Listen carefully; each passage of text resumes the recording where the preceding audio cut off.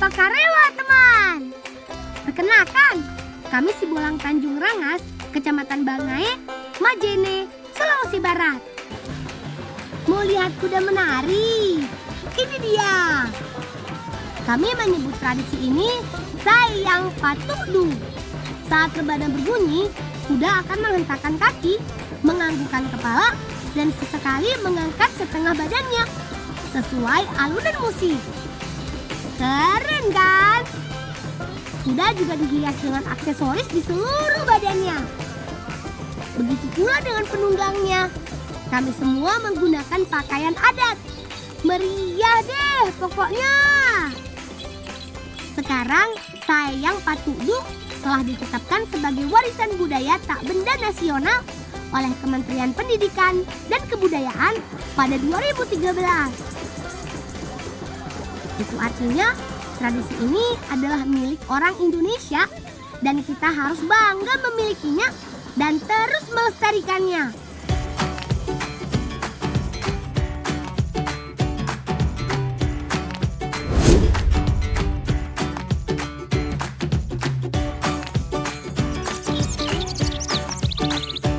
Membantu ibu sudah menjadi kewajiban kami.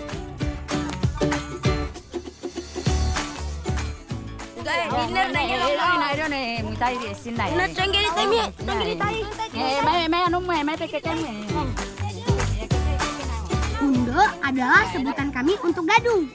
Jenis umbi-umbian sebagai bahan pangan alternatif kami di saat kemarau panjang. Soalnya pada saat musim panas banyak sawah yang gagal panen. Undo tumbuh subur di dataran rendah hingga ketinggian 800 meter di atas permukaan laut. Meski pertumbuhannya akan optimal pada tanah dengan pengairan yang baik, namun tanaman ini juga tumbuh subur di tempatku. Itu sebabnya masyarakat di sini banyak yang membudidayakan undo. Perawatannya juga mudah, teman. Kawan, kita ambil undo yang besar ya. Ciri-cirinya, batangnya tebal berwarna hijau. Itu artinya umbi di dalamnya siap dipanen. Kita pun gak perlu menunggu sampai batangnya coklat. Yang penting usia tanamnya sudah 12 bulan. Tapi hati-hati ya saat menggunakannya. Jangan sampai logam panjang ini merusak umbinya atau terkena kaki kalian. Balik, kayak aja. Wow. Masak kayu. Masak kayu nih. Tubuh ibuku sangat kuat, teman. Ia sudah terbiasa membawa berkilo-kilogram hasil panen dengan menggunakan baka atau bakul bambu ini. Beberapa buah undo akan kami bawa untuk dijadikan jepa.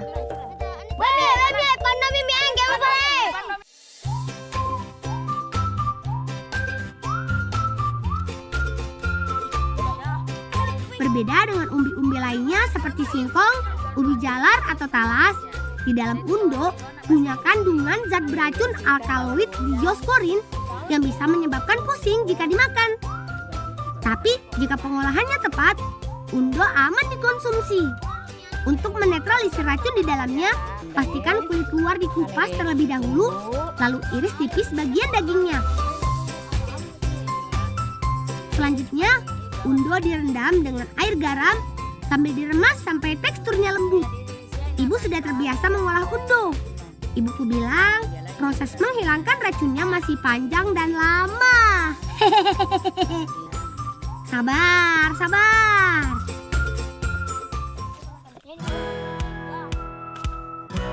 Setelah itu, undo harus ditimbun di dalam tanah. Caranya, beri alas daun pisang pada lubang tanah terlebih dahulu. Masukkan undonya, lalu tutup kembali dengan daun yang sama.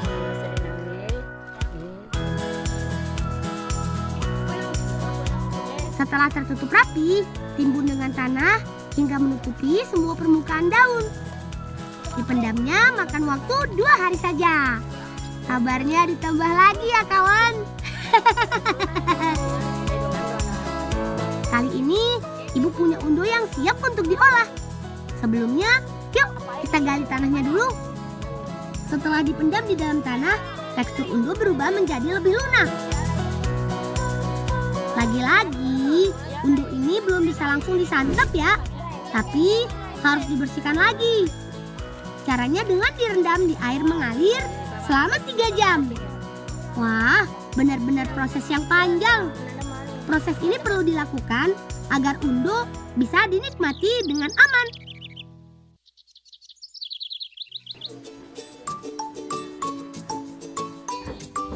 Kami akan membuat jepa, makanan tradisional khas Mandar. Biasanya sih, panganan ini terbuat dari singkong.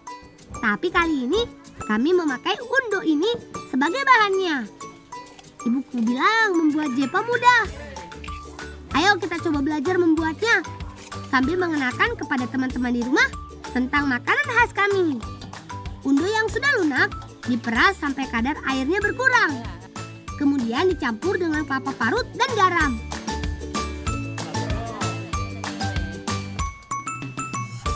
Adonan juga kami beri pewarna makanan supaya terlihat makin menarik. Kami menggunakan 3 tungku yang di atasnya diberi tembikar tanah liat atau panjepangan. Sebelum digunakan, alat panggang ini harus dipanaskan terlebih dahulu. Teman, membuat jepa membutuhkan keterampilan dalam menuang bahan. Kalau begitu, kami serahkan proses memasaknya kepada ibu dan bibiku supaya set-set.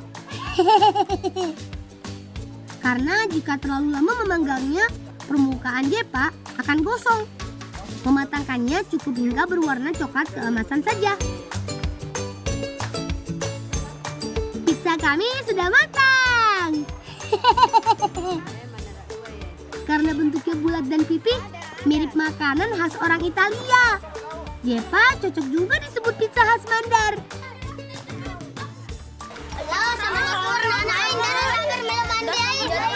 Baba mira indah ayo tapi daro lo manda ya.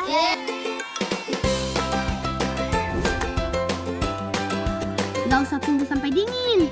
Jepa paling nikmat disantap saat hangat. Makanan ini biasa disantap dengan bau peapi dianjuroi. Bau artinya ikan, peapi dianjuroi artinya dimasak dengan campuran kelapa. Teman, jepa rasanya gurih. Tekstur garingnya juga terasa di mulut. Makan dengan bau peapi, rasanya jadi makin gurih dan pedas. Siapa yang gak suka makanan gurih? Lezat deh pokoknya. Ya, maka Pak Bandel lah. Ayo. Jepa biasa disajikan sebagai makanan sehari-hari. Makanan ini juga menjadi logistik utama nelayan saat melaut karena lebih praktis untuk dibawa sebagai pengganjal perut. Teman, jepa dikonsumsi sebagai penambah energi karena memiliki kandungan karbohidrat yang jumlahnya hampir serupa dengan nasi. Jadi, kita nggak melulu bergantung dengan beras. Pilihan makanan berkarbohidrat juga jadi lebih bervariasi kan?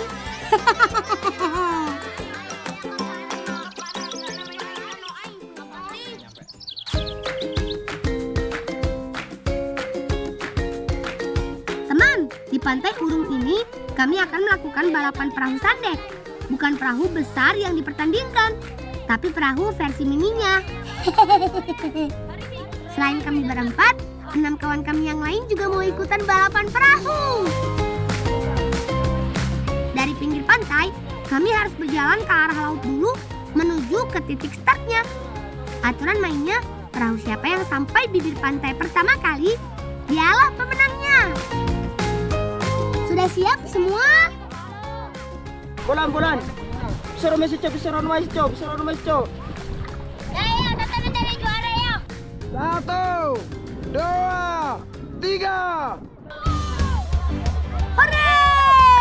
Perahu kami mulai bergerak. Angin membantu perahu melaju ke arah pantai. Tapi arahnya nggak karuan tuh. Ada yang belok ke kanan, ada juga yang ke kiri.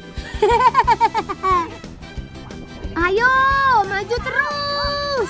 Perahuku harus menang.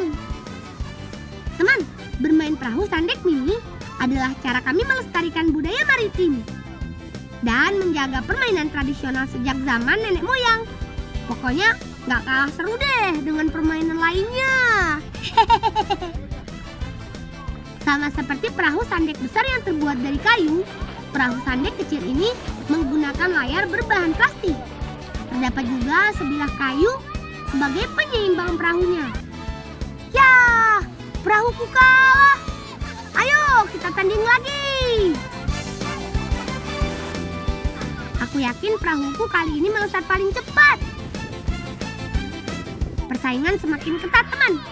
Sandek milik Putra ingin menyusul sandekku. Tapi perahuku tidak boleh kalah. Dan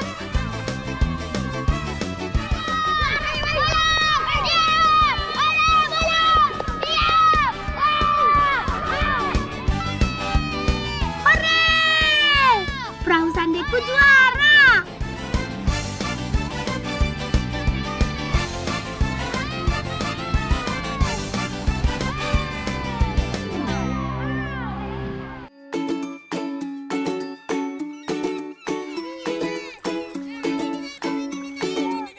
Saat ini air laut sedang surut, teman. Kita cari karumbane yuk. Karumbane adalah sejenis siput laut kecil yang muncul di atas pasir pantai saat laut surut. Kami menggunakan dari untuk menangkap karumbane. Dari terbuat dari 3 bilah bambu panjang dengan jaring di bagian dasarnya. Saat dari didorong, jaring akan menyerok benda di permukaan pantai. Pada saat itu, pasir halus akan lolos keluar lubang jaring, sedangkan karumbane akan terkumpul di bagian atasnya. Stop. Dan arah mungkin gini bersih dulu. Dalam sekali serok, hasilnya lumayan, teman. Ada sekitar puluhan karumbane kami tangkap. Mantap! Putra dan Alif mencoba mencari karumbane tanpa alat. Kebayang sih bagaimana sulitnya. Soalnya warna karumbane hampir mirip dengan pasir pantai. Putra, Alif, pasang mata yang jeli ya, supaya dapatnya banyak.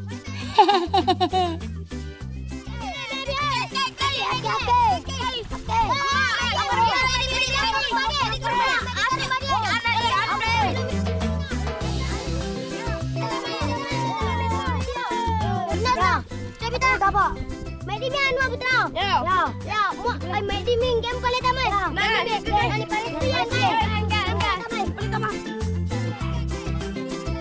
Dalam waktu kurang dari 1 jam, kami berhasil mengumpulkan banyak sekali karumbane.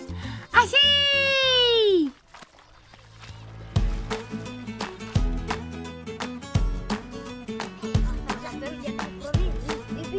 Mumpung masih segar, karumbane ini akan langsung kami olah. Kami akan membuatnya menjadi olahan karumbane nisang mie. Pemain lebetina, pemain lebetina.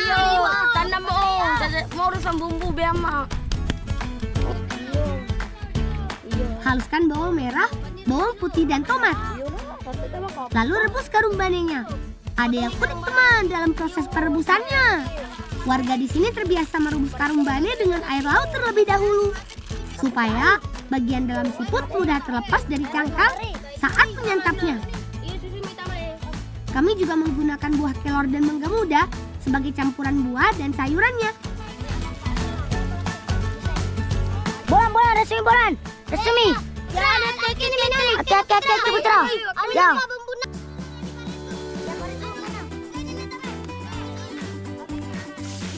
Tumis bumbu sampai harum. Lalu masukkan air tawar secukupnya. Kemudian masukkan potongan buah kelor dan mangga, juga karumbane. Tambahkan sedikit garam sebagai perasanya. Terakhir, beri jeruk nipis, lalu diamkan hingga matang. Pulang sama Sari, yai. Sarina.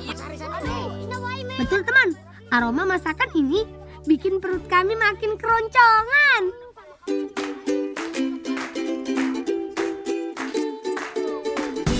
Saatnya santap siang. Kami menyantap karumbane nisang mie dengan jepa-jepa. Teman, pernah makan tutut kan? Nah, tekstur daging karumbane itu hampir mirip, kenyal dan mudah dikunyah. Saat di mulut, karumbane bercampur dengan bumbu kuah bercita rasa pedas dan segar dari mangga dan jeruk nipisnya. Teman di rumah, kebayangkan bagaimana rasanya? Kalau masih belum terbayang, sini main ke desaku. Desi siya narunggu mata ay. Manya payang. Ya tomo tara perkul banget sama anu ka anu ay karumbane ay lakap pana. Mayaman. Ay mayaman na ay.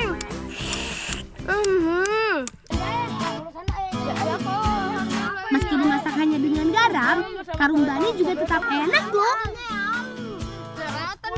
Ayo, habiskan makanannya.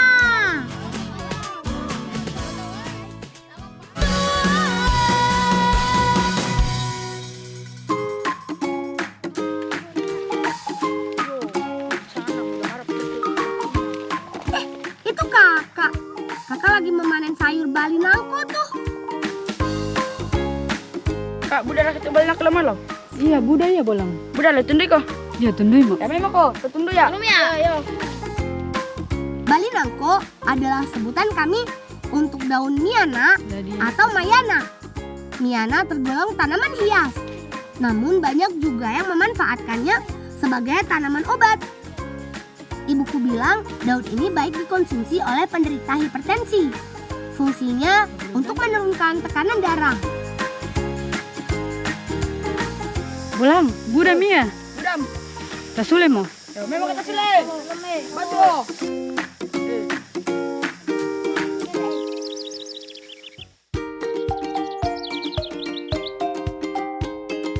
Teman, di desaku sebentar lagi akan diadakan acara syukuran panen. Sebagai warga yang baik, kita harus turut melestarikan budaya yang ada sejak dulu. Cara mengkabahanda. Siap Mia. Cocok betul.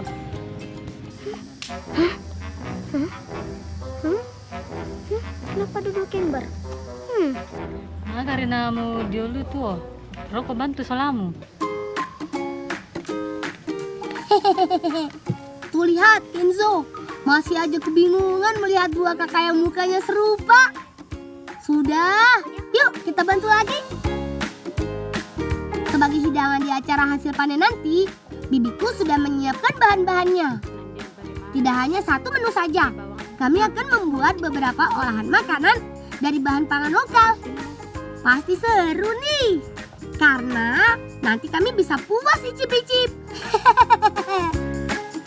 Sajian pertama yang akan Bibi buat namanya mak nasu bali nangko ayam. Potong daging ayam menjadi beberapa bagian. Sementara Kenzo bertugas mengiris bawang merah, bawang putih, daun bawang, dan lengkuas. Bumbu lalu dihaluskan. Kalau serainya cukup digeprek saja. Kak Priska juga sedang menyiapkan daun bali nangko untuk campuran ayam nanti. Daun hijau ini dicampur dengan irisan bawang merah dan putih, lalu diremas-remas seperti ini teman. Tujuannya supaya daun bali nangko mengeluarkan aroma yang khas dan menghasilkan air dari perasannya. Sementara aku membantu mengupas nanas. Buah ini akan menjadi bahan utama di semua olahan masakan nanti. Kita mulai membuat bali nangko ayam yuk. Caranya cukup unik teman. Campur daun bali nangko dengan bumbu halus, irisan daun bawang, lengkuas, sereh, dan cabai. Aduk semua bahan sampai rata sebelum dinaikkan di atas tungku api. Setelah tercampur rata, naikkan wajan ke atas tungku, lalu masukkan daging ayam cincang. Beri sedikit minyak goreng, lalu aduk masakan sampai daun bali nangko mengeluarkan air. Oke, so lo ko lakitin nanas oh. Ayo.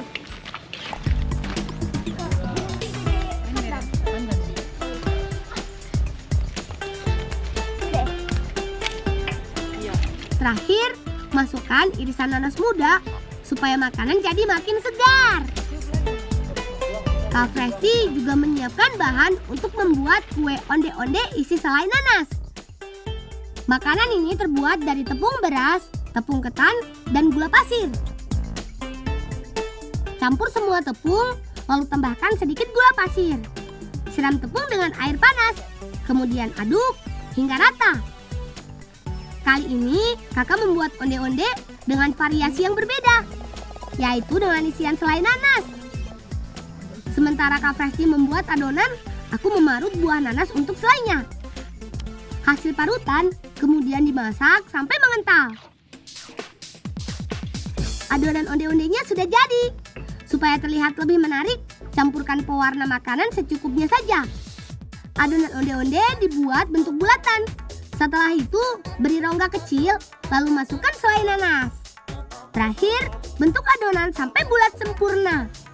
Kalau di Jawa, onde-onde seperti ini dikenal dengan sebutan klepon. Onde-onde yang sudah diisi selai tinggal direbus sampai matang. Ayo, siapa yang gak sabar mau mencoba makanannya?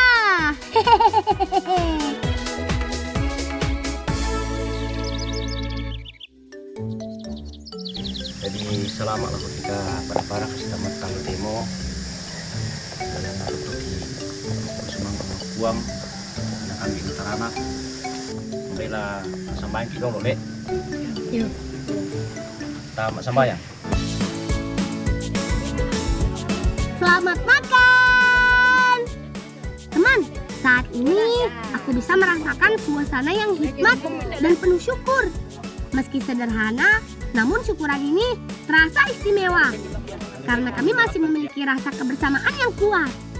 Tradisi makan bersama ini rutin dilakukan ketika musim panen.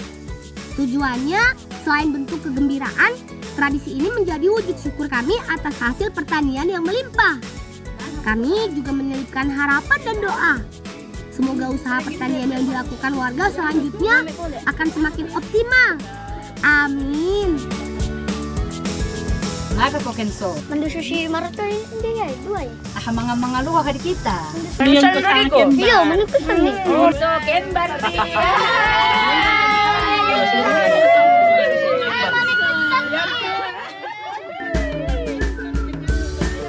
Perut sudah terisi teman. Badan kami jadi berenergi kembali. Lihat, sawahnya sudah menguning. Itu artinya padi ini siap dipanen. Memanen padi atau mepare seperti ini biasanya dilakukan secara gotong royong.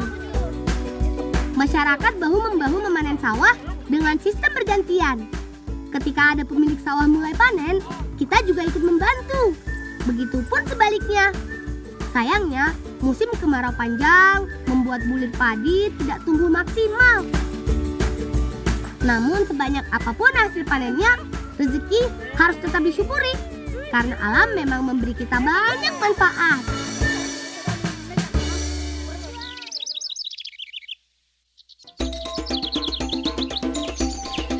Teman, di kampungku banyak sekali jenis tanaman buah-buahan. Karena pada tanah yang subur, tanaman apa saja pasti bisa tumbuh dengan baik. Seperti yang sedang kami lewati ini. Di sepanjang jalan, kami melihat banyak buah kasambi.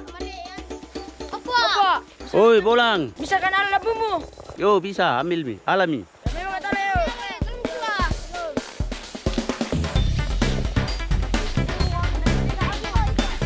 Buah kasambi mirip seperti jambu air, namun ukurannya lebih kecil. Tapi kesegarannya nggak ada lawan deh. Karena banyak mengandung air, buah ini bisa menghilangkan haus seketika. Kasambi termasuk buah yang banyak ditemukan di perkebunan warga. Oh, beli lagi Bolang. Bantuan nala. Makasih Pak. Yo, udah siap malah le. Inilah cara kami anak-anak rantai Kamase menikmati masa kecil. Kami tidak takut kelaparan kalau sedang berada di hutan seperti ini. Keren kan? Besuk-besukkan deh. Buah kasambinya banyak ya. Lumayan, bisa buat bekal di perjalanan.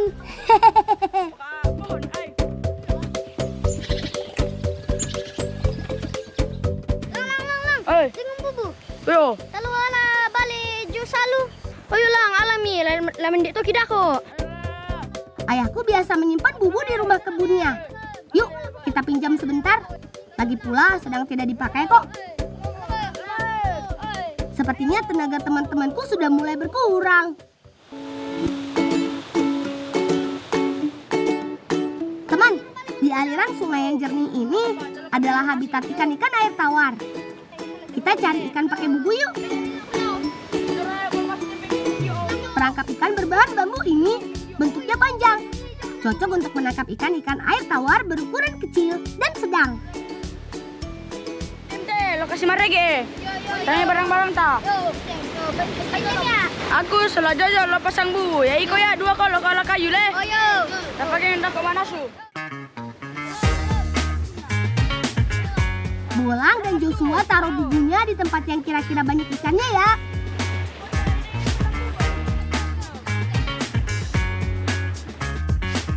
Pintu bubu dipasang menghadap ke arah hulu agar ikan mudah terperangkap. Jangan lupa letakkan batu di atasnya ya, supaya bubu tidak terbawa air sungai. Bubu termasuk alat tangkap ikan ramah lingkungan, teman. Namun butuh waktu sampai ikan masuk jerat. Atau bisa jadi ikannya malah berlarian menjauhi bubu. Semoga hari ini menjadi rezeki kami ya, teman. Ayo, lari kita lebih jauh ya. Anak kita kembali ya. Kita tadi. Ayo. Kamu. Cihuy! Sekarang kami mau ajak teman di rumah bermain di kolam pemandian pribadi kami. Air terjun Sarambulang Oleng. Biasa kami datangi untuk relaksasi alias mengusir rasa bosan kami. Sambil menunggu ikan masuk perangkap, paling asik memang main air dulu. 1, 2, 3, loncat! Seger banget airnya. Debit airnya juga tidak terlalu besar, jadi aman untuk dinikmati siapapun. Mantap! Gimana teman? Mau coba seru-seruan di sungai yang segar seperti ini? Yuk, datang ke kampung kami.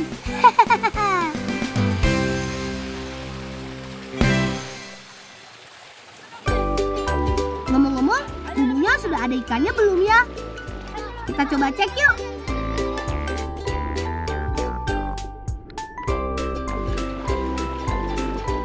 Tuh lah. Woi, budak dia. Jangan dia, budak. Abang, budak dulu kamu lah. Ayo.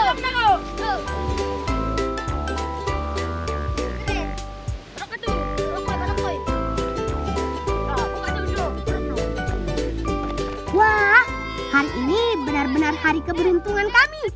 Ada ikan nila dan kepiting kecil yang terperangkap. Hore! Gak pakai lama, mari kita olah ikannya.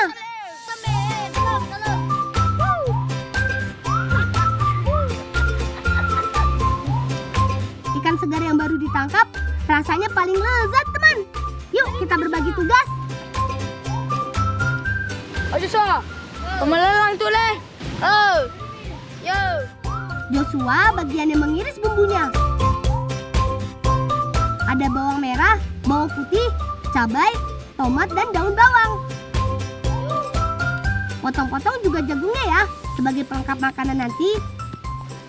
Ikan harus dibersihkan bagian sisik dan dalamnya supaya lebih nikmat saat dimakan.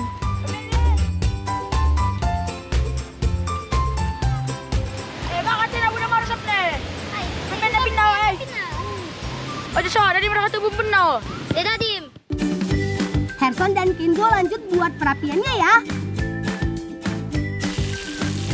Yuk, kita mulai mengolah ikannya. Tumis bawang merah, bawang putih, dan cabai. Kemudian masukkan ikan nila dan kepiting ke dalam wajan. Lalu masak sampai setengah matang.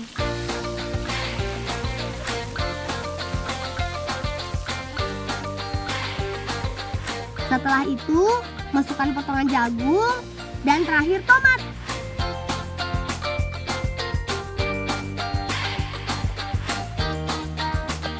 Tunggu beberapa saat dan jadi deh menu makan siang ala si bola. Dalo pa, angkat dalo.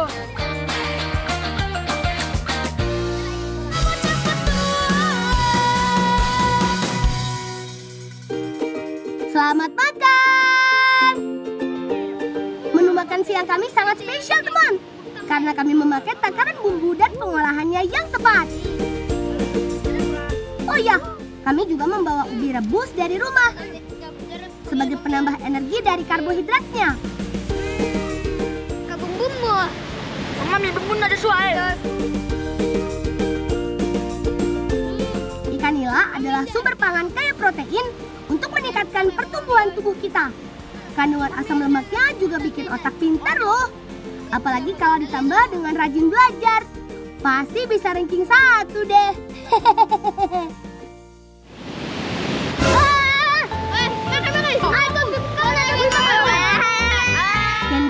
Kenzo, kamu nih bikin kita kaget aja. Untung gak hidup betulan kepitingnya.